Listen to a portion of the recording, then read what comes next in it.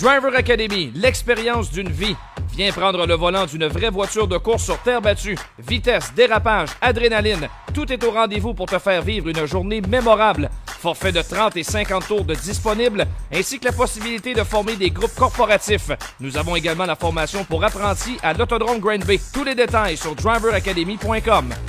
Garage P. Auclair est votre ressource en cas de bris d'équipement. Fiez-vous à sa main-d'œuvre qualifiée et à ses outils spécialisés pour que votre flotte d'équipement demeure concurrentielle.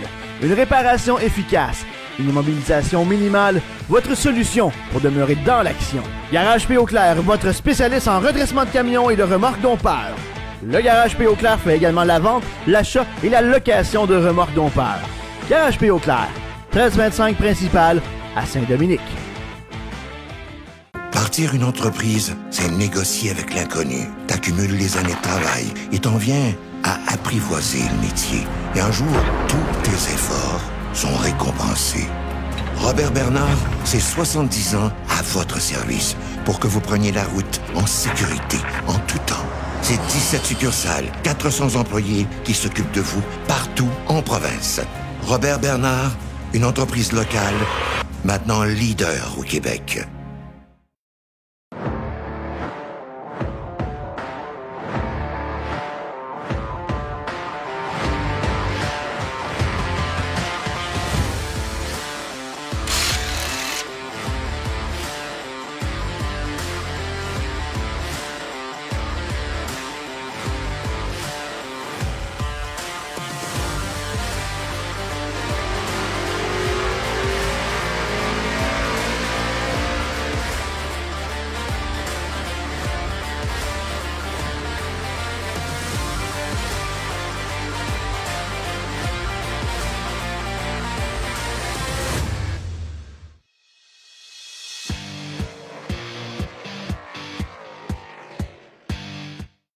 De retour à cette émission spéciale consacrée aux événements en Floride au cours des dernières semaines. Dans cette semaine aux courses, Michael Parent, fraîchement revenu de Floride. Un petit tanning en plus. Tabarnouche, il a fait non seulement des bonnes courses, mais en plus, il a fait beau. C'est ça coche à mort. Bienvenue dans notre studio.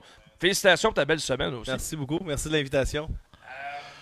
Des bons résultats. Première expérience en Floride. Faut que tu me parles un peu de comment ça s'est passé pour toi là-bas. Une seule soirée, tu ne t'es pas qualifié. Sinon, tout le temps dans le gros show à la fin, compte tenu de la compétition, vous étiez 46 là-bas. Là, c'est quand même tout à fait réussi comme semaine. Oui, on a une super belle semaine. Écoute, on a travaillé fort. On a mis beaucoup d'efforts. On est arrivé là préparé. Donc, c'est sûr qu'on voulait mettre toutes les chances de notre côté. Je ne m'attendais pas nécessairement à qualifier à quasiment tous les soirs ou surtout pas avoir un top 10 là, à notre première sortie. Mais je pense qu'on peut dire que c'est mission accomplie là, pour nous, qu'il n'y a pas beaucoup d'expérience en gros bloc. Oui. En plus d'une piste qu'on ne connaît pas, qu'on n'a jamais été. Donc, on est très satisfait.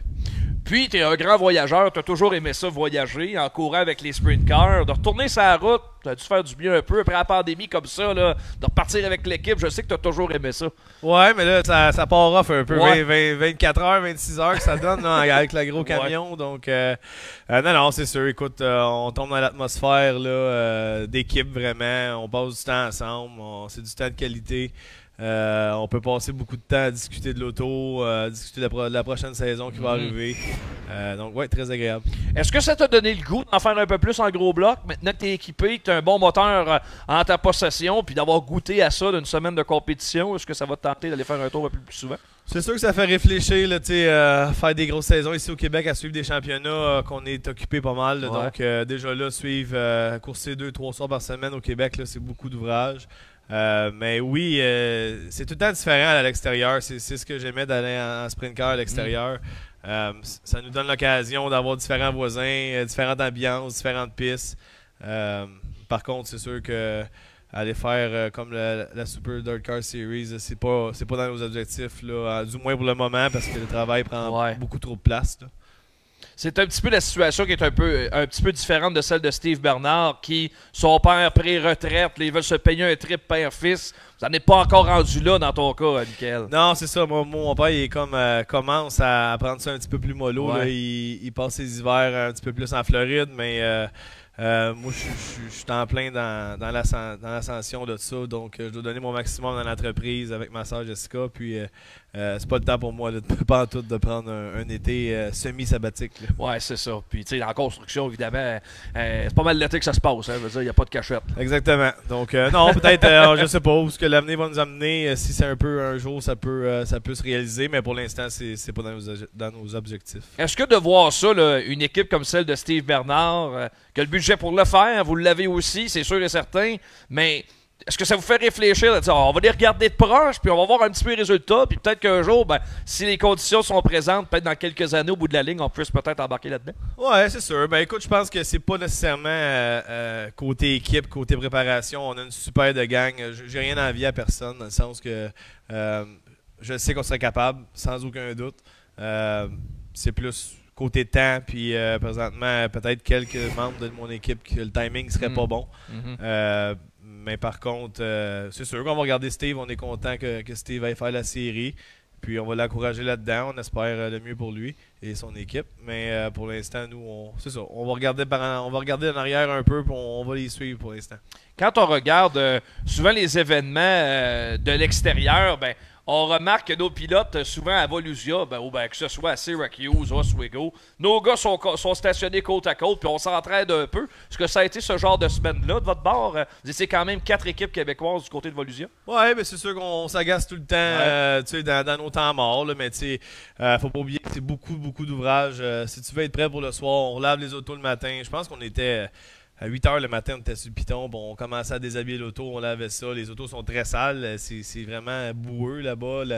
Ça colle, la glaise, elle reste sur l'auto vraiment. Donc, on n'arrêtait pas vraiment jusqu'au dîner. Puis, oui, deux, trois niaiseries c'était là, mais vraiment, on s'est concentré sur nos choses et puis les résultats l'ont démontré. Qu'est-ce qui t'a donné le plus de challenge à Volusia? C'est une piste extrêmement rapide, là, une des très rapides sur le circuit dirt. Ça roule très, très vite. Puis on a souvent des conditions très changeantes. Des fois, c'est rough. Des fois, c'est ultra collant. Ou des fois, ça vient sec.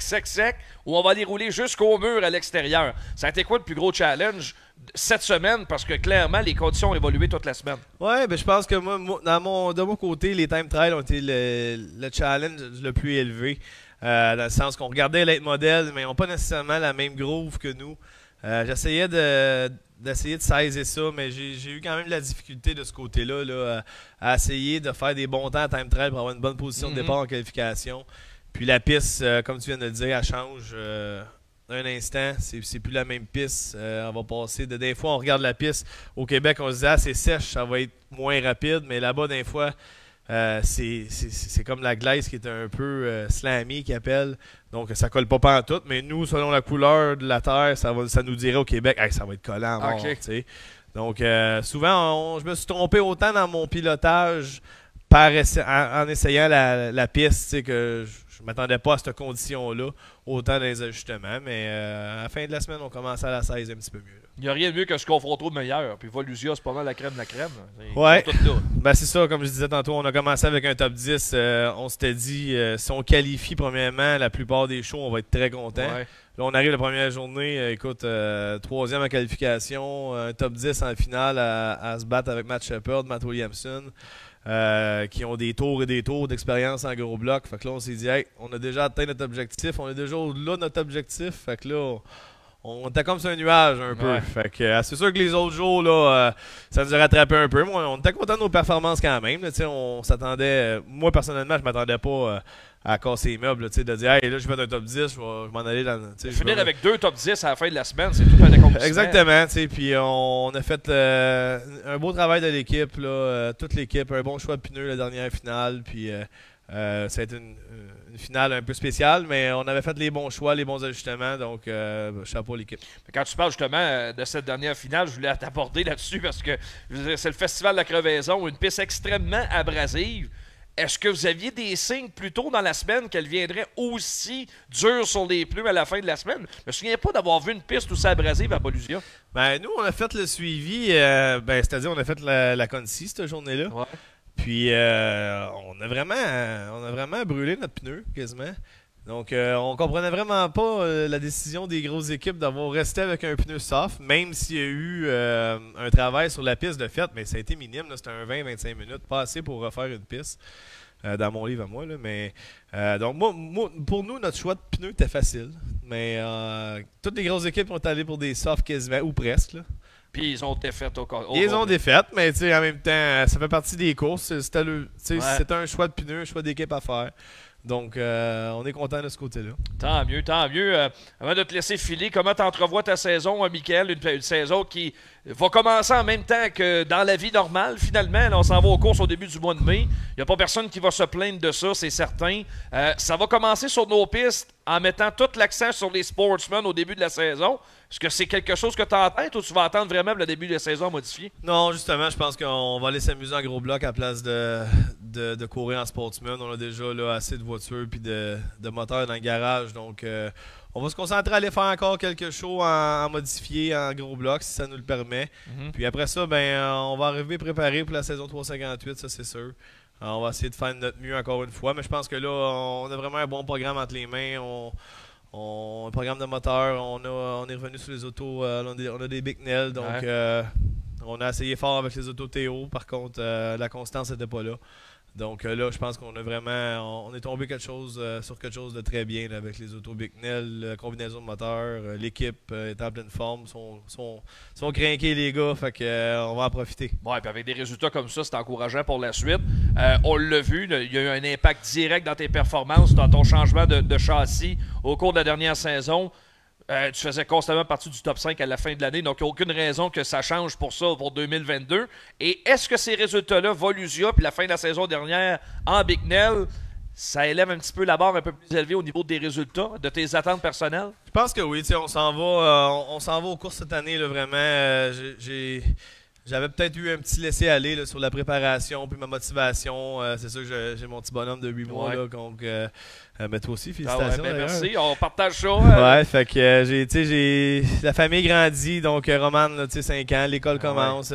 J'avais un petit peu, si tu veux, perdu un petit peu de passion. Pas de passion, mais de temps puis de chien un peu, si tu veux. Puis là, je suis revenu, je pense, je me suis dit, hey, je vais tout mettre la gomme pour Volusia. On s'est préparé des samedis, les dimanches, le soir dans la semaine. On a zéro arrêté. Puis là, quand je vois que ça porte fruit, je me dis, hey, on va se donner une go. On va y aller avec une saison comme ça. Puis on va prendre tout le temps nécessaire. Je veux remercier Vicky, ma conjointe, ma famille, mes parents, tout ça, ma soeur. Du monde compréhensible pour encourager exactement, c'est pas facile pour eux de dire va t'amuser, va faire ta passion à 100% versus être un petit peu moins près. Mais là, je suis vraiment convaincu que la préparation et ce qu'on a fait pour la Floride, ça a payé. Donc, on va faire la même chose pour la saison. Fait que, on va arriver là à 100% prêt. On va essayer de ne pas trop avoir de bad luck pour rester 100% après dans la saison pour ne pas prendre du retard. Mais on a l'intention de faire ses efforts. Super, Michael. Merci beaucoup. Merci à toute ton équipe. D'ailleurs, Ultrafab devient partenaire officiellement des gars de course. Très apprécié. Le logo va être un peu partout dans nos affaires. C'est bien apprécié de vous avoir comme partenaire avec nous autres. Puis bonne saison 2022. On va suivre le 25P de très, très près. Merci beaucoup, Denis. Puis merci à toute l'équipe des gars de course. Super setup. Puis belle gang. On est reparti pour une autre année. Ça va être super. On fait une pause. Parlant de gars qui s'est illustré du côté de la Floride, on va aller du côté de l'asphalte. Alors que le pilote Jean-Philippe Bergeron qui a participé au World Series of Asphalt du côté de New Smyrna Speedway, il s'en vient avec nous dans quelques instants dans cette édition spéciale de cette semaine aux courses en ce 24 février. À tout de suite.